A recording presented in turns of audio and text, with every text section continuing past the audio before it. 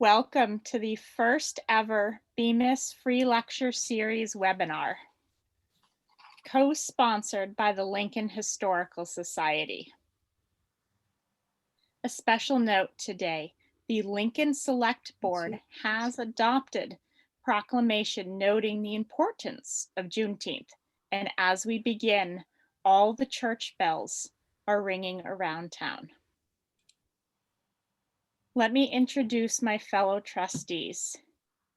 My name is Heather Ring. My fellow trustees are Mimi Borden and Sarah Mattis. This past year has had many of us reflecting on pressing social issues, and these were brought to a head by the murder of George Floyd. And then we remembered all the others: Breonna Taylor, Trayvon Martin, Michael Brown. We say their names and many more. Recently, town has engaged in an exercise of intense examination of our own relationships to race as individuals and as organizations.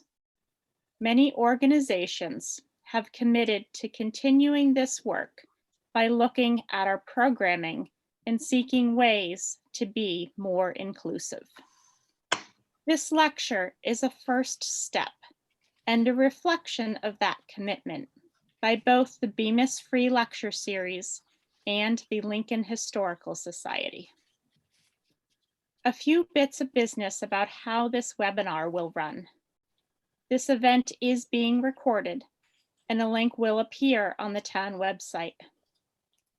The chat function is to be reserved for technical issues. No questions or comments will be anonymous. Finally, we commit to a hard stop at 5 p.m. If you would like to chat further with Elise, she will make her website and email available. Before we begin, a bit of background on the series.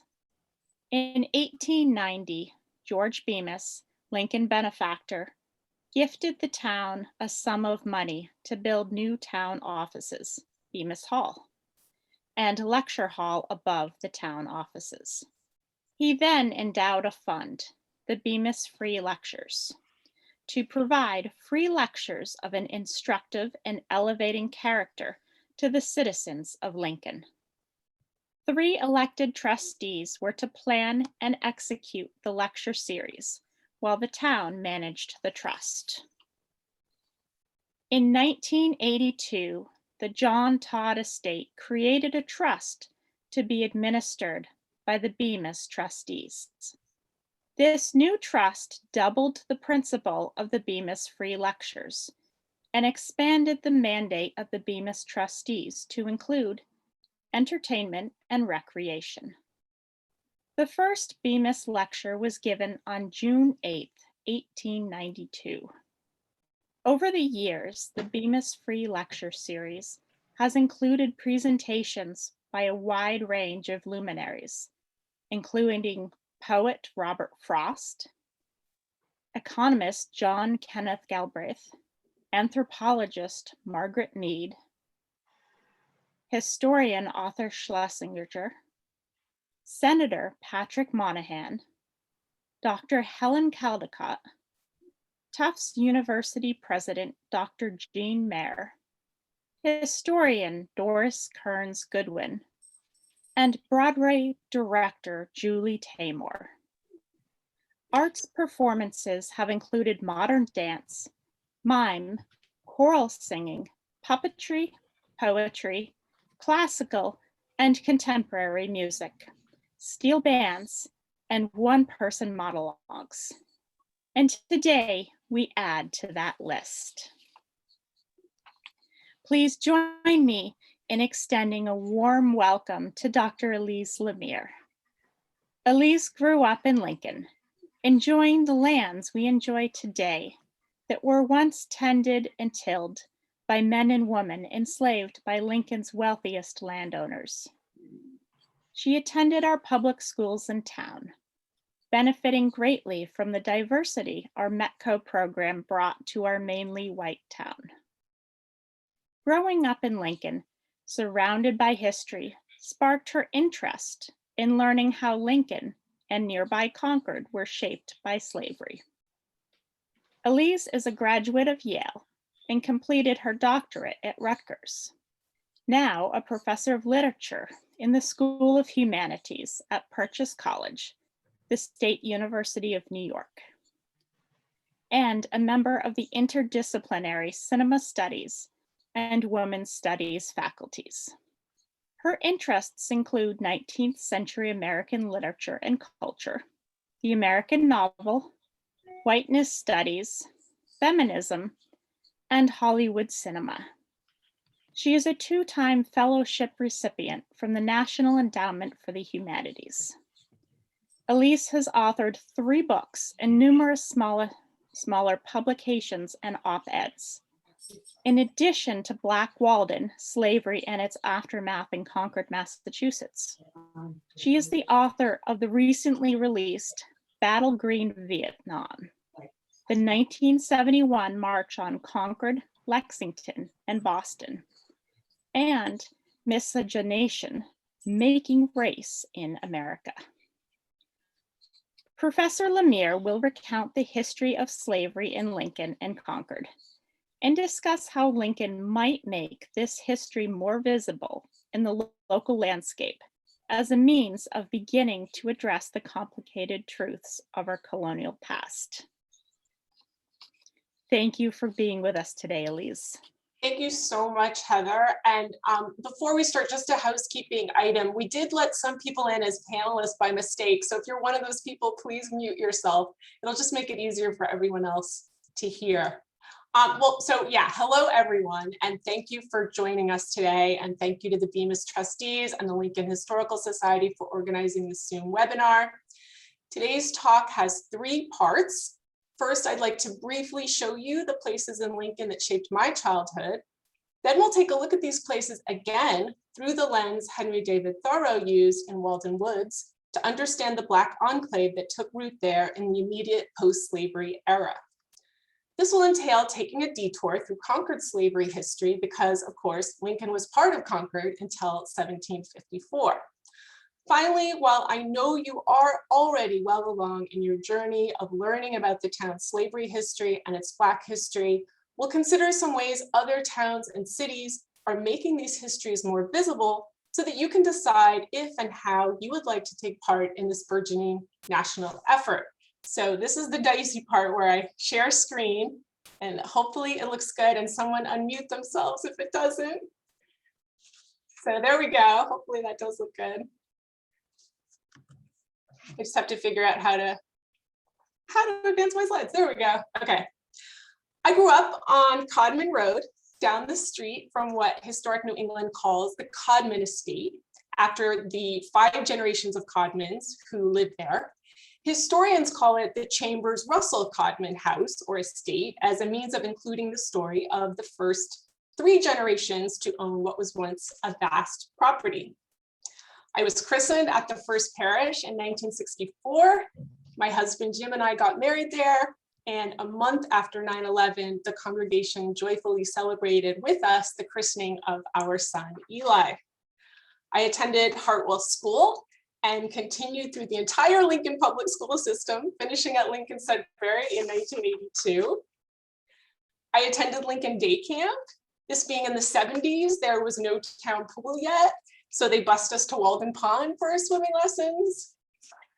Our family enjoyed Lincoln's conservation land, and I recall many hikes at Mount Misery. When I would describe to people where I grew up, I never failed to mention that the town's militia and Minutemen were the first to arrive alongside their Concord neighbors at the Old North Bridge on April 19, 1775. As far as I knew, I grew up where freedom was born. After college, I went to graduate school to pursue a PhD in literature, at which point one of my professors required us to read all of Henry David Thoreau's Walden, not just the famous bits about living deliberately and finding eternity, but all of it. I distinctly remember the first time I read the chapter entitled Former Inhabitants. It included a far different version of Concord's and Lincoln's history than the one I knew as a child and that I've just recounted. I've excerpted the 3 paragraphs that were the most surprising to me. East of my bean field, across the road, lived Cato Ingraham, slave of Duncan Ingraham, Esquire, gentleman of Concord Village, who built his slave a house and gave him permission to live in Walden Woods. Cato's half-obliterated cellar hole still remains, though known to few, being concealed from the traveler by a fringe of pines. Here by the very corner of my field, still nearer to town, Zilpha, a colored woman, had her little house where she spun linen for the townsfolk. At length, in the War of 1812, her dwelling was set on fire by English soldiers, prisoners on parole, when she was away, and her cat and dog and hens were all burned up together. I have seen bricks amid the oak copse there.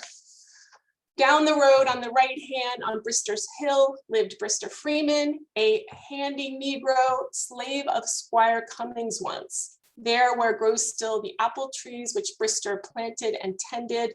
Not long since I read his epitaph in the old Lincoln burying ground. The signage in the Walden landscape at this point had told me only that Thoreau was a naturalist and a philosopher, but clearly he also took an interest in slavery history and Black history. By studying the cellar holes, bricks, apple trees, and other flora that wasn't native to the Walden ecosystem, Thoreau reconstructed a history of hardship, but also of endurance. He tells us that gentlemen in Concord enslaved other people, but also that after slavery, the formerly enslaved had come together to form a community in Walden Woods. And he recounts how difficult it was to sustain that community.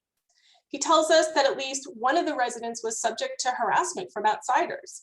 And he tells us that all that was left by 1845 was the fragmented archive from which he had to piece together the story of what had happened. One of the first things I learned when I started studying Thoreau and his interest in local history is that there's a strong causal link between the history you know and the future you are creating.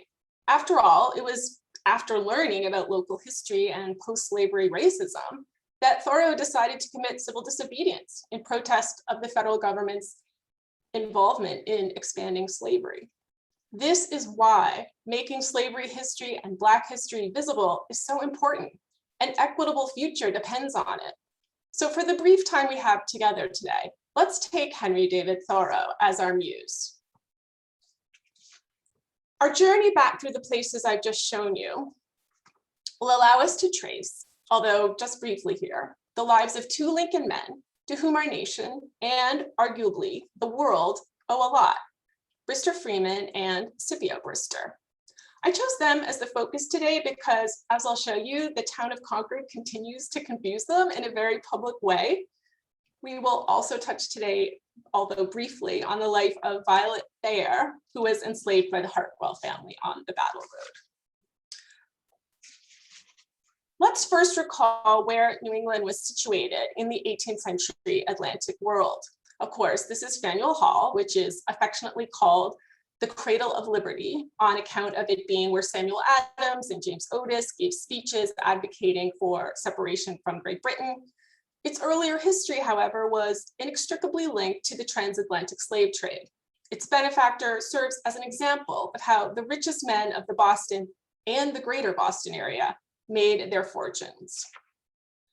Peter Faneuil was already a wealthy Boston merchant and slave trader in 1738 when he inherited a large fortune from his uncle, Andrew Faneuil, who owned a warehouse in Boston where he sold enslaved people.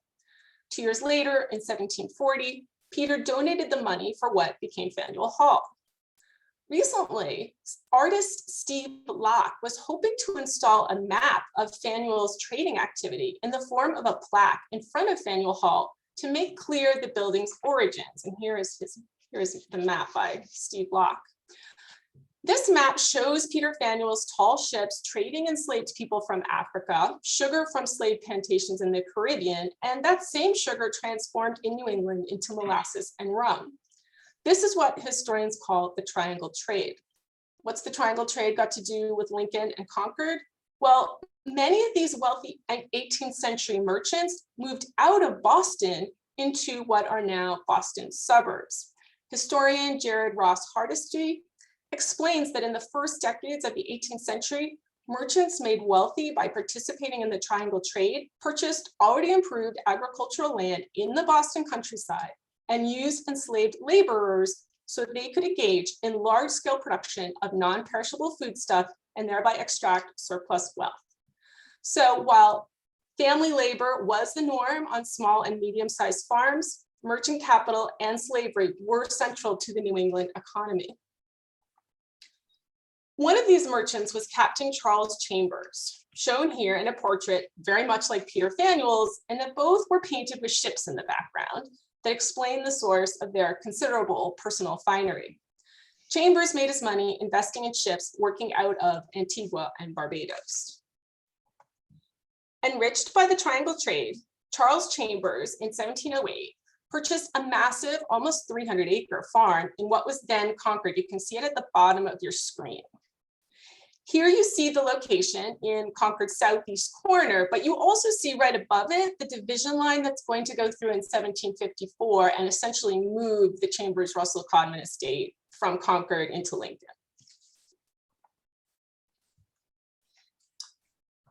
One second. Each of the three owners of the Codman estate enslaved the laborers who worked it. While the majority of Concord and Lincoln townspeople did not enslave people, they did not look askance at those who did. So consider the case of Charles Chambers' grandson, Chambers Russell, who was the owner of the estate when the southeastern portion of Concord split off. He was awarded the honor of naming the new town.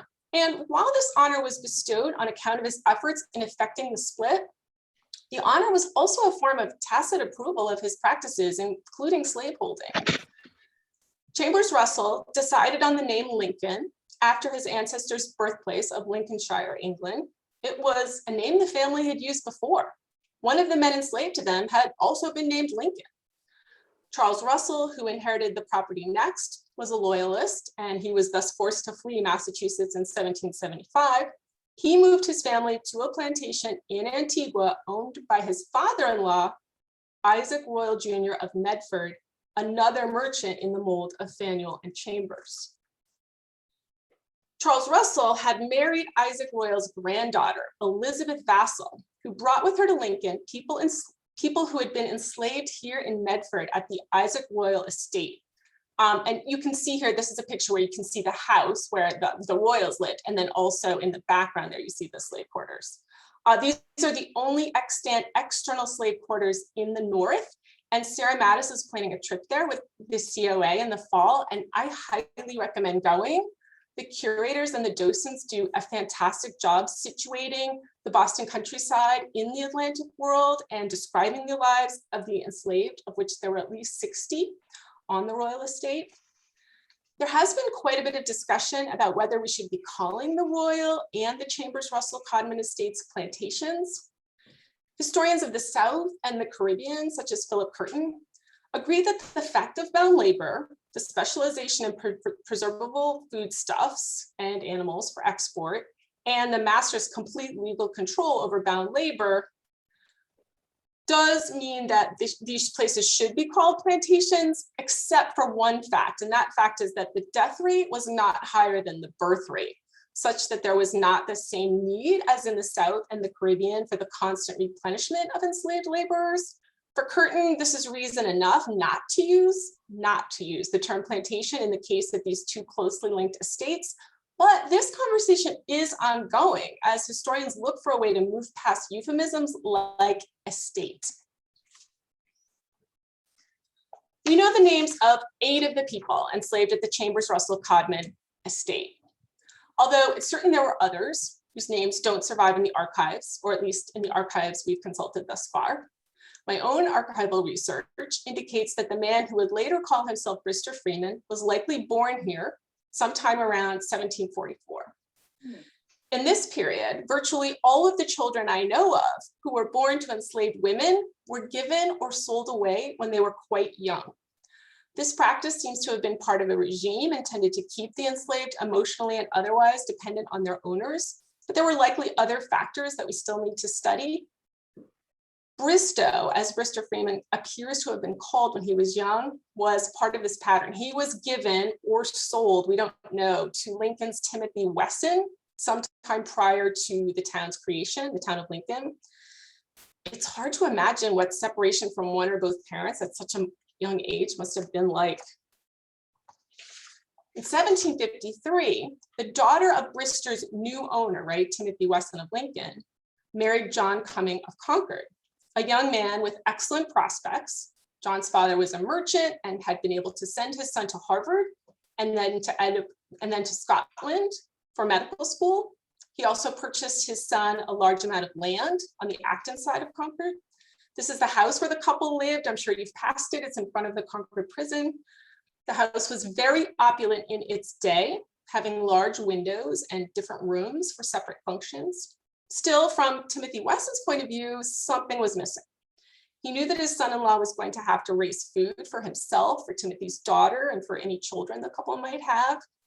Doing so in the pre-industrial era would have been so time-consuming as to make following a medical profession or taking on town governing duties extremely difficult. Timothy also knew that the amount of land John had meant that if he had enough laborers, he could produce a considerable amount of surplus wealth. And so Timothy decided to give John Cumming the wedding present of Bristow, a 9-year-old child, to be his slave. Oh. And someone does have themselves maybe not unmute, and which is totally fine. If you see the button, hit it. If you don't, it's totally fine. Prior to sending Bristow to Concord, Timothy had the enslaved child christened in the first parish, although I want to be clear, not in this building, which only dates back to 1892. Scholars think that the enslaved were trained in Christianity in order to make them more tractable, although it's certainly possible that Timothy cared for Bristow's spiritual well-being. We don't have any diaries or letters from Timothy that explain his process, and Bristow was never provided with any schooling and remained illiterate throughout his entire life. So we don't know how he reacted to his christening either. We only know that Bristow somehow became accustomed to a new household. He went on to provide John Cumming with a quarter century of the agricultural labor that freed John to be not only the doctor, but also the gentleman. Thoreau recalls in Walden when he refers to John not as Dr. Cumming, but as Squire Cumming. Indeed, John Cumming was the wealthiest and most important person in Concord until Ralph Waldo Emerson moved to town. He was moderator of town meeting for years. He served as a judge. He was offered the position of brigadier general during the American Revolution. He founded the town of Cummington, Mass, and so on and so forth. As with Chambers Russell, being an enslaver did not in any way hinder John Cumming's reputation. In those days, virtually every white person in Massachusetts considered slavery to be one of the facts of life.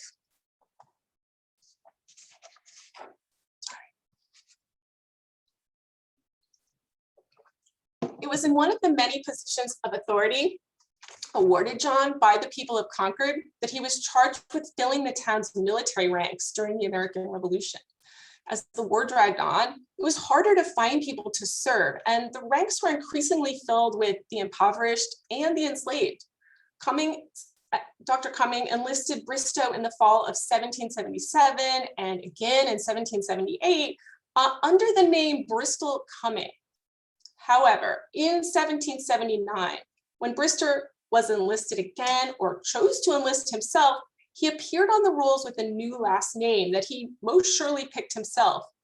He became the Brister Freeman Thoreau writes about in Walden. Now, there's no evidence that John Cumming and other elite men like him had changed their minds and come to see slavery as immoral. Rather, it appears Brister Freeman took advantage of the difficulty his owner had in filling the military ranks to take his freedom. The wording here, I think it's really important. I'll try to continue to show you that as we go along. Brister Freeman was discharged from the army in the spring of 1780. By 1792, Brister Freeman and another formerly enslaved man had purchased what their land deed describes as an acre of old field in Walden Woods. This is a photograph of a ditch fence that either Brister Freeman or his partner created there, and it was subsequently rediscovered by Lincoln's Walter Brain. Freeman would marry and raise his children and his grandchildren in Walden Woods. Several stories of his determination have survived in Concord, and I recount them in my book. As for John Cumming, his only child died when she was 5, and thus when John passed away in 1788, he gave away what had become a massive fortune. His tombstone at the top of the Old Hill burying ground in Concord records the largesse for which he is so honored. I'm going to read part of it. His learning, dignity, and donations procured him an honorary degree at Harvard College. To that society, for the support of a professor of physics, and to the church and town of Concord for public charitable and religious purposes, he made generous donations in his last will. In other words, John Cumming made possible Harvard Medical School.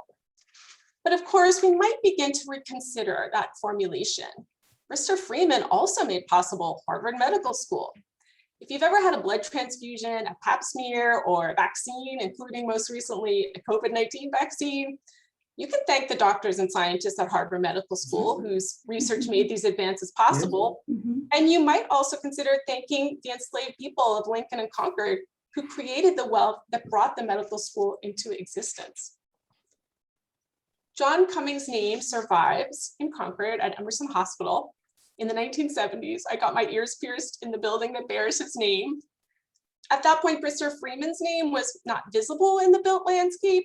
I would have had to consult a map to know that the hill in Walden Woods where he lived as a freeman bears his slavery name, being called only Brister's Hill, not Brister Freeman's Hill. Shortly after I got my ears pierced, a housing development was built near Brister's Hill, and the road through it was named Brister's Hill Road, which unfortunately continues slavery's erasure of Freeman's hard-won civic identity. You'll recall that Thoreau assumed Brister Freeman was buried here in the Lincoln Cemetery, but Brister Freeman died in Concord in 1822. And unlike John Cumming, whose imposing tombstone looks out over Concord, he is buried somewhere in an unmarked grave. We don't know where. This gravestone belongs to Scipio Brister of Lincoln, who died 2 years before Brister Freeman, and who is the only enslaved person in Lincoln whose gravesite is marked. While Brister Freeman started his life on what we call the Codman estate, Scipio Brister seems to have begun his in Cambridge or Boston.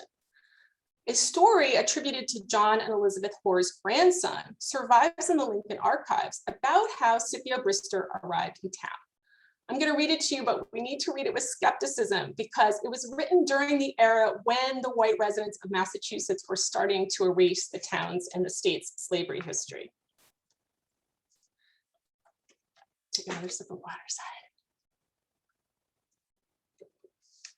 It was, so again, this is the story from the John and Elizabeth Hoare's grandson. It was the custom of farmers' wives to ride on horseback to Boston to do the marketing. Suspended across the back of the horse were 2 panniers or baskets for carrying market produce. One day, my grandmother, on her way to Boston, was passing through Cambridge. A colored woman came out and begged her to take her baby, as she feared that if he remained with her, he would be sold as a slave. My grandmother could not decide so important a question on the spur of the moment and promised to give an answer on her return. On her return, she found the colored woman waiting. She had in her arms a little black baby with a bundle of his clothes. The baby and clothes were put in the saddlebags, and my grandmother proceeded home to Lincoln. Here, Scipio the baby spent the rest of his life. In his boyhood, he was the playmate of the Hoare children. This is the Hoare Tavern in Lincoln, where Elizabeth Hoare arrived home with an enslaved baby in her saddlebags. Only 2 generations after the Hoares were buried here in Lincoln's Town Hill Cemetery, their grandson remembers his grandparents as the heroes for saving a child from enslavers and giving him a loving home. I suspect we would all agree today that the real hero here was Scipio Brister's mother, who made the unimaginable decision to give her child away rather than risk his enslavement farther afield, where the death rates of the enslaved were far higher than in Massachusetts. And of course, we know that the Hoards were not the opposite of enslavers, as their grandson preferred to remember, but rather just different enslavers.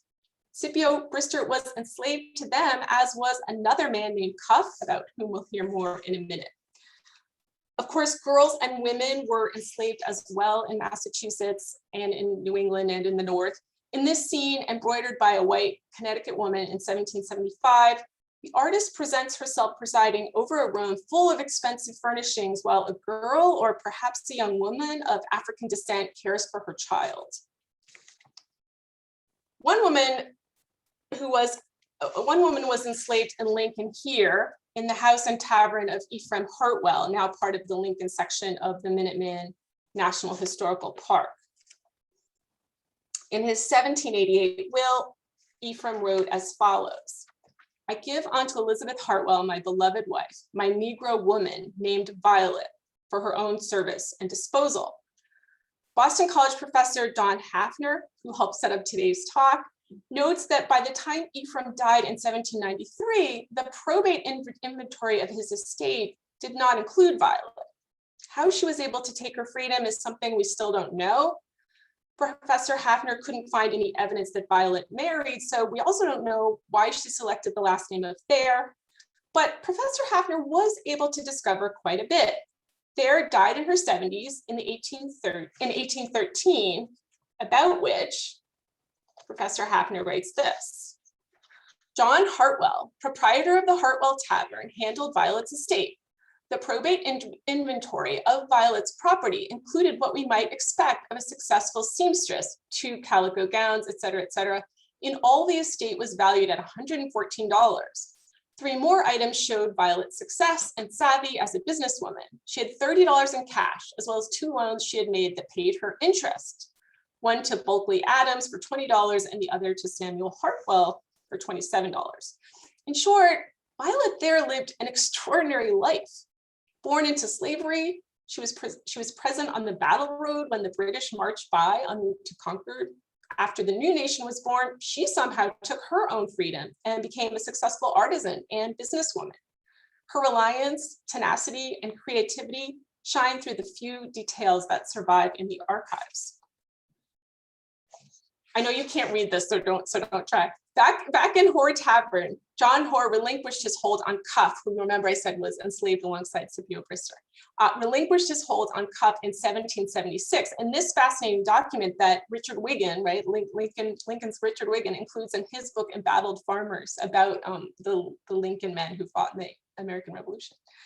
Hoare describes Cuff here as, quote, desiring to be made free, end quote, which might indicate that Cuff made himself difficult to own, such that his master was inclined to release him. We don't know. We can say, however, that John Hoare was not motivated by any change of heart about enslavement, in light of the revolutionary rhetoric about freedom. After all, he did not offer Cuff any compensation or reparations for his time and labor. Cuff, he writes, quote, must act for himself, end quote. Most importantly here, and as we see so often in cases like this, there was a caveat. Cuff could only remain free, quote, so long as he behaves and conducts himself regularly and well, without the denial or contradiction of me, his said master, end quote. In short, Cuff's freedom was hardly absolute. He was still beholden to his master, even after he was freed in name. Each of the Lincoln men who signed this document agreed that a Black man's freedom should be a curtailed version of what they enjoyed as white men. I've recently learned more about another man formerly enslaved in Lincoln, whose first foray into an independent life was just as provisional. Former Lincoln resident Kate Ellis recently published a history of Mount Misery for Alpinist magazine, where she is editor-in-chief. She uncovered the story of William Phillis and uses Carrie Glass and Elizabeth Little's map of what Lincoln would have looked like in 1775 to show where they lived, because it is marked on the map, although his home site is designated here as that of a, quote, freed slave. And I would ask you to keep that formulation in mind. But here is the relevant passage from Miss Ellis's article.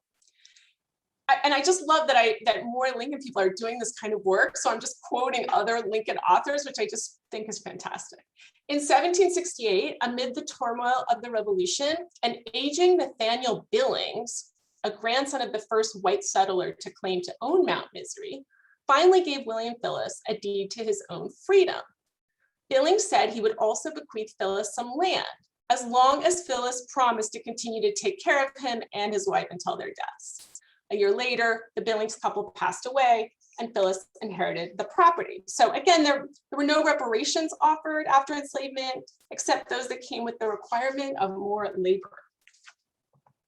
Okay, so we've now returned to all of the places I knew growing up in Lincoln, and we've seen that they were all shaped by the history of slavery in Lincoln.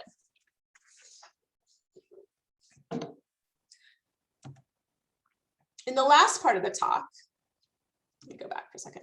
In the last part of the talk, I'm going to try to help with the process of making this history more visible in Lincoln by showing you some of the ways other communities are proceeding. In my mind, the aim should be to move the history of slavery and Black history out of the parenthetical where it currently resides on the Lincoln Historical Society's website. And I'll just read this little excerpt. In 1754, the court approved the incorporation of the town of Lincoln. Influential resident Judge Chambers Russell named the town after his ancestral home in Lincolnshire, England. On April 26, 1754, Lincoln held its first town meeting. Voters chose 5 selectmen to oversee a community of nearly 700 people, 28 of whom were slaves. New roads, Bedford, Sandy Pond, Lincoln, Weston, and Lexington, soon radiated from the town center. Before the Revolutionary War, Lincoln was primarily a farming community. Other industries included craftsmen, spinners, weavers, tanners, and cobblers. And this is my emphasis. This was not bolded in red on the website. So while the town's slavery history is acknowledged here, which is really important, the enslaved aren't accorded any agency. While Chambers Russell is depicted as doing something, naming a town, the enslaved appear here only as the passive bearers of their status. We need to tell the story of what they did. There are 4 ways to make history visible in the landscape: by erecting signs, plaques, and memorials, and by changing the names of places. Of course, there also need to be lectures like this one, school curricula, study groups, conversations, and more. But with Thoreau as our muse, we'll be focusing on the physical landscape for today. Signs ask us to think and act a certain way. Consider these 2 signs at the intersection of Walden Street and Brister's Hill Road in Concord. One problem here, of course, is that Scipio Brister and Brister Freeman were not the same person. So it's important that we do our homework before erecting signage that, despite its good intentions, ends up erasing part of history. It was Brister Freeman who lived on Brister's Hill, not Scipio Brister. I wanted us to look at this sign for a second reason as well. Who is being honored here? Scipio Brister, slave freed before 1772, lived near here. Is it the formerly enslaved person and their endurance and contributions? Or is the honor being accorded the white people who supposedly freed the enslaved? I would argue that this sign is someone's attempt to offer what one writer has called a tonic to the cruelty of slavery. Essentially, the sign, like the map of Lincoln, what it looked like in 1776, says that the white people of Massachusetts were enslavers, but righted their course by becoming liberators. However, as examples from across Massachusetts make really clear to historians, the enslaved took their freedom, even despite the lack of reparations, and even despite seeing that those who took their freedom first were forced onto the geographic and social fringes of town, where they endured lives of poverty and harassment. This is the signage in Lincoln about the Chambers Russell Codman Estate or plantation. Both the town sign and the sign put up by Historic New England name the place after the Codmans, as we've already noticed. That foreshortens the history remembered such that people only think about the post-slavery past. It may be that there will be discussion sooner rather than later about adding additional information to this signage. Historic New England has recently committed to telling a more inclusive history, publishing an article in the last issue of their magazine about the Codman Estate, which is entitled Bonds of Family, Bonds of Chattel. The article is supposed to go online this month, so you'll be able to read it for free at the Historic New England website. Historic New England has also started offering private 2-hour tours that focus on the estate, slavery, and Black history. It's called Silent Footfalls, Enslavement on the Chambers Russell Codman Estate. I have not taken this yet, but I will. $25 per person, 2-hour tour. Again, if science asks us to think and act in a certain way, it will be interesting to see if Historic New England's recent efforts and any possible changes to their or the town signage will impact the revenue stream generated by rental fees. The Codman Estate is a popular wedding destination. Will people still want to get married at a place where people were enslaved? Note that the Royal House on slave quarters declined to rent their space for weddings or parties of any sort.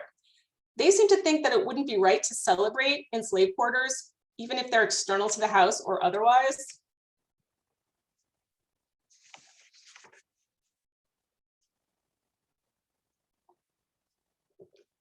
Of course, the middle of a cemetery is not a place for signage. For this reason, historic burial grounds usually erect any signage at their entrance gates. Prior to walking into the Granary Burial Ground in Boston, this sign informs you that some of the people buried here died at the hands of an occupying imperialist army, while others, like Paul Revere, risked their lives so that Americans could be free. You therefore know to enter the grounds with a sense of gratitude. However, like the Scipio Brister sign in Concord, this particular sign misses an opportunity. It fails to inform us that the great American poet Phyllis Wheatley, who was stolen from her homeland in Africa at the age of 7 and enslaved in Boston, is also buried here in an unmarked grave. Clearly, and as I've already said, any signage Lincoln decides to erect in the landscape, perhaps at the entrance to Lincoln Cemetery, would have to be carefully researched and discussed. Now, a plaque is more than a sign, in that it is crafted in a more durable material, usually stone or metal, and provides more than directional information. In this regard, plaques demand recollection and reflection. I mentioned earlier that John Cumming bequeathed money to Harvard for a professorship of medicine. Isaac Royal Jr. of Medford also bequeathed money to Harvard, in his case, for a professorship of law. Here's a plaque erected at the Harvard Law School in 2016, after the law school decided to reckon with the fact that its benefactor made his money by enslaving people.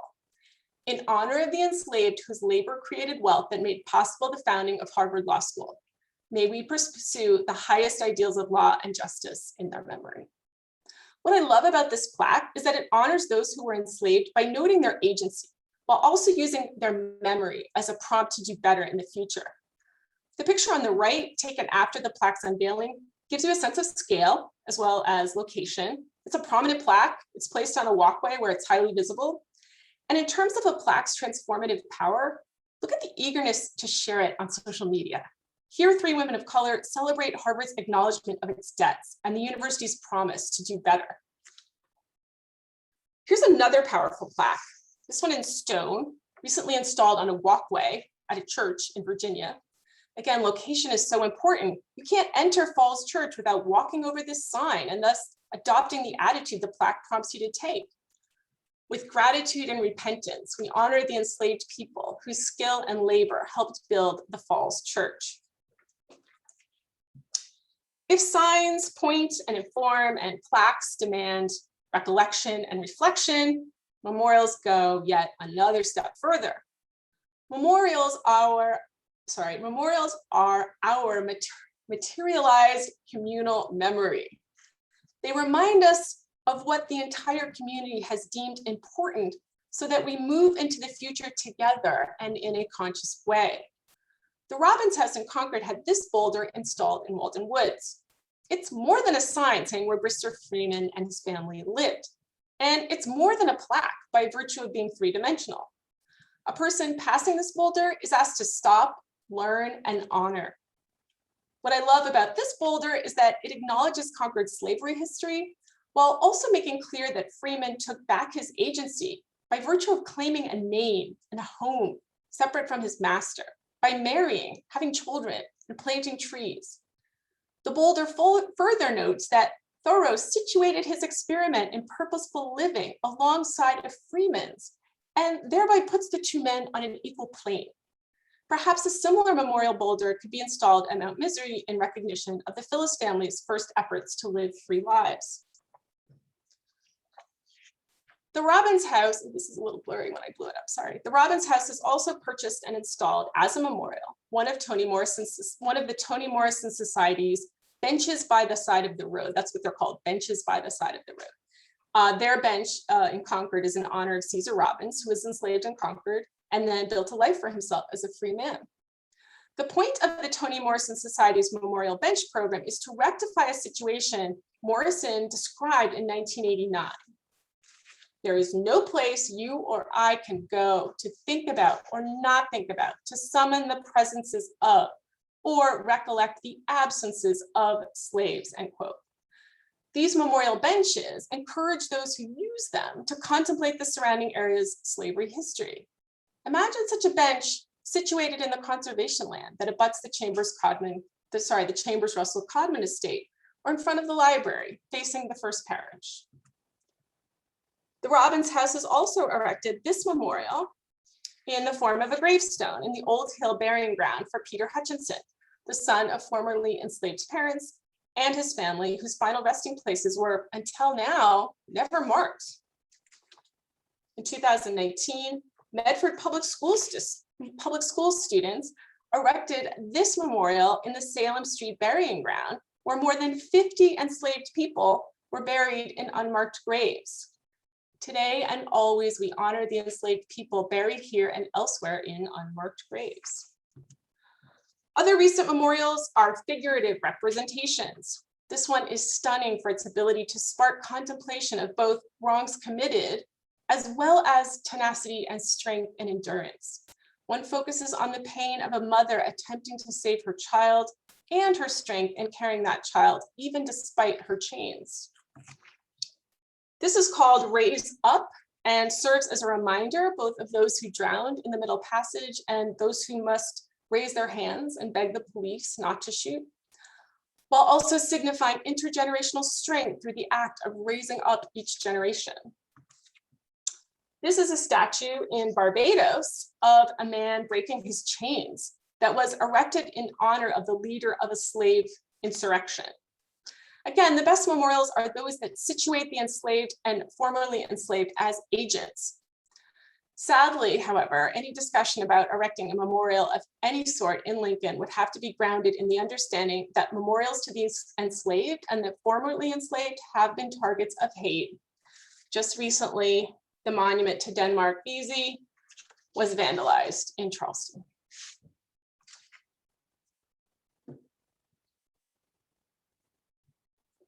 Finally, another way to make slavery history and Black history visible is to change the name of places and organizations so as to change their emphasis. If Lincoln makes its Black history visible, more people are going to become aware that the Hartwells on the Lincoln portion of the Battle Road enslaved other people, and that our elementary school honors that family. Now, to be fair, the Hartwell School is not named after any specific branch of the family. Built in the 1950s, it was originally intended to honor William Hartwell, thought to be the first white settler in the area.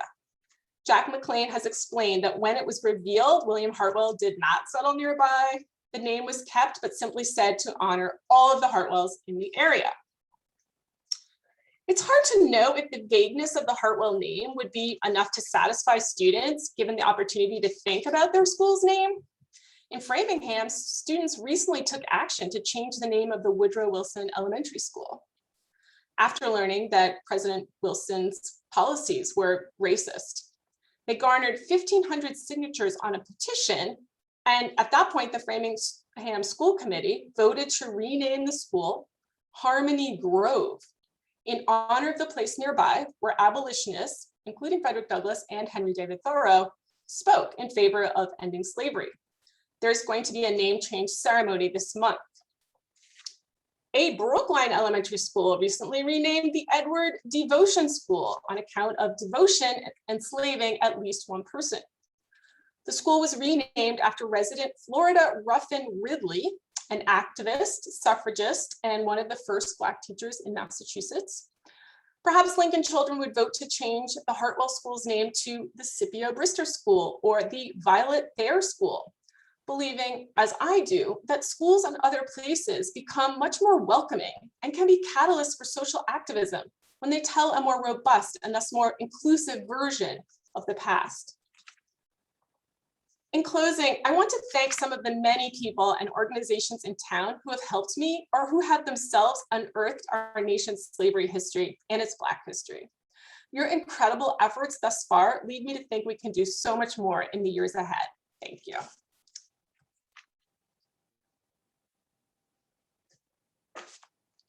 And we're going to be happy to take questions.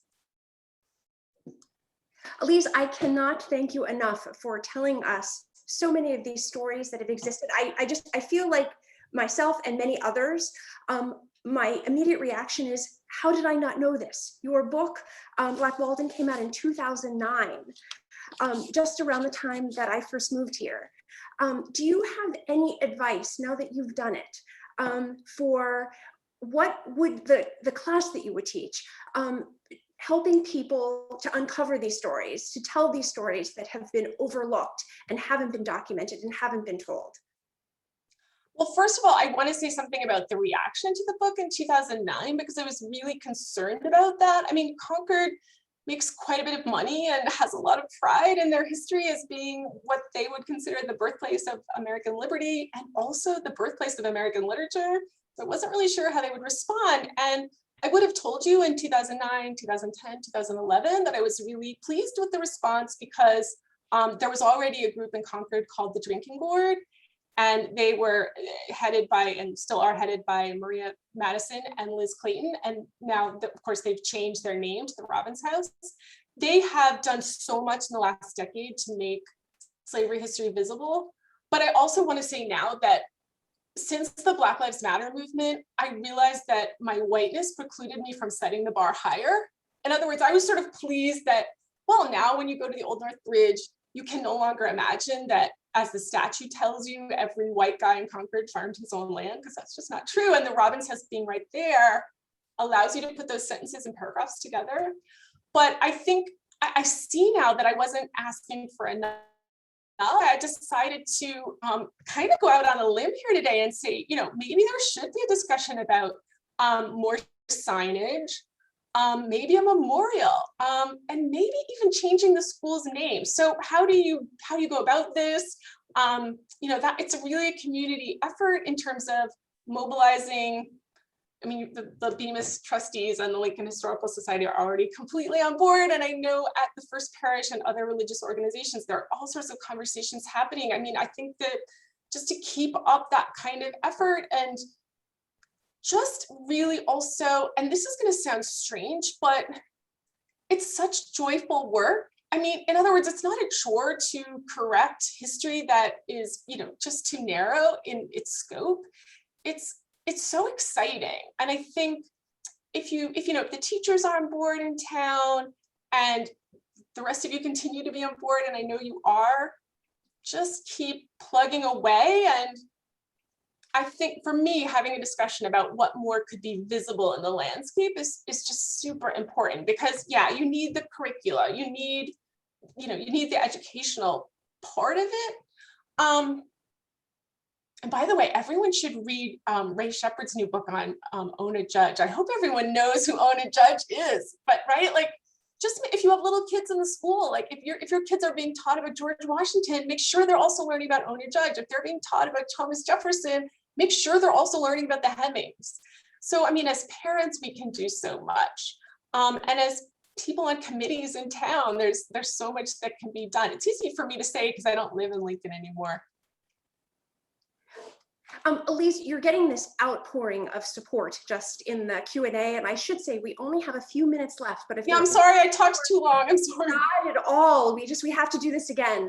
Let me put into the chat my email, because I would really, I think, let me see if I can figure out how to do that to all panels and attendees. All right, I'm going to type my email. So if I don't, I realize I talked too long. So please, with questions, email me there. And I also have a website. which is also about Lincoln history, because my more recent book is about an anti-war march in town.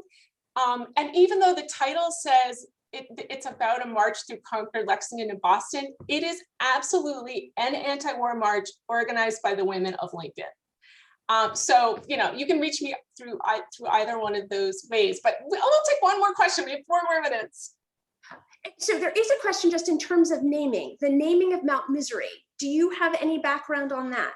I don't, and I could only point you to Kate's article because she tried to figure that out. It's a fabulous article. I don't know why it's called Mount Misery, and I don't think she was, if I remember correctly, I don't think she was able to figure it out as well. I obviously brought that up as a memory of mine, just because that is just when it's conservation land, there's an opportunity, I would think, to put some signage there if the town desired it, right? Like, it's not private property. Elise, could you just, out of curiosity, could you tell us, so you are a literature professor, could you talk about that relationship? Yes. What is a literature professor doing writing all this history? All right, so I work at the nexus of 2 fields. One is called New Historicism, and New Historicists are really interested in the multiple historical contexts that shape a text. And I also work in narratology, which is figuring out how a text makes meaning. So where those 2 come together is where I live very happily. I love the fact that literature can bend history. That's one way to put it, maybe. So just to give another example from the Vietnam War. In 1971, there were Vietnam veterans who came back from Southeast Asia, and they wanted to stop the war, and they were trying to figure out a way to do it. So what do? They reenact a poem. I mean, right? Like, they, in other words, decide, oh, we'll just take Longfellow's poem, Paul Revere's Ride, and we'll tell everyone that we're marching that route, and everyone will know exactly what we mean. Well, the thing about that poem, it's completely inaccurate. We know as Lincolnites that Paul Revere didn't make it to Concord. Longfellow pretends that the end of his ride is the Concord Bridge. Like, why would that be where he ended up? And the other thing Longfellow does is he pretends that Paul Revere's ride really mattered. Actually, it didn't. The British who were crossing over the water got bogged down, and they were hours late. And guess what? Sound and light travel faster than a horse. So there was this vast alarm system. Revere was just a tiny little part. His ride's really irrelevant, but Longfellow knew how to have great end rhymes. He knew how to construct a meter that sounded like a galloping horse. So the myth has trumped reality, right? That's the power of art. And I've always been interested in that. And I don't think it's an accident that it was Thoreau who introduced me to Concord and Lincoln slavery, because he's writing in a first-person voice. He's asking you to stand in his shoes. He's looking at a landscape and saying to himself, what memory can I create? What new communal memory can I create? And how will that help me stand in a new place with a new awareness? And it's art that does that. So that's where I like to live as a scholar. Elise, thank you for taking us to that place as well. And just one acknowledgement before we wrap up. There's a big thank you to your father, Bob Lemire, who chaired and wrote much about the Lincoln's Conservation Commission and protected so much of Lincoln's cherished conservation. I don't know who wrote that because I can't see, but you're making me cry, so thank you. He's not well, so I appreciate it. Our heart goes out to you. And so Heather and Sarah, I'm handing over to you Sarah, final remarks. Thank you all so much for attending today and for everyone's comments. We would like to assure you that this conversation is just the beginning. As the subtitle of Black Walden says, this is an exploration of slavery and its aftermath. We look forward to having Elise join us again to continue that exploration, to dig deep and think on how to carve a path going forward. If you've not yet read Black Walden, we do have signed copies of the 2019 edition available from the Lincoln Historical Society. Sarah Mattis has all the details of those. Reach out via the website or the email on Lincoln Talk. In addition, we expect Elise to return to discuss her most recent work, Battle Green, Vietnam, which is available on her website. We thank you all for coming, and ask for a virtual round of applause for our special guest today. Thank you, everyone. So thank you again to everyone for coming, and thank you so much to the Bemis trustees and the Lincoln Historical Society for throwing a Zoom webinar, which is not easy to do, and a lot of effort went into this, and I'm just super grateful to be here with you today, and please email me. Thanks, everyone. Happy Juneteenth. Thank you. Happy Juneteenth. So many thanks again. I'm going to turn off my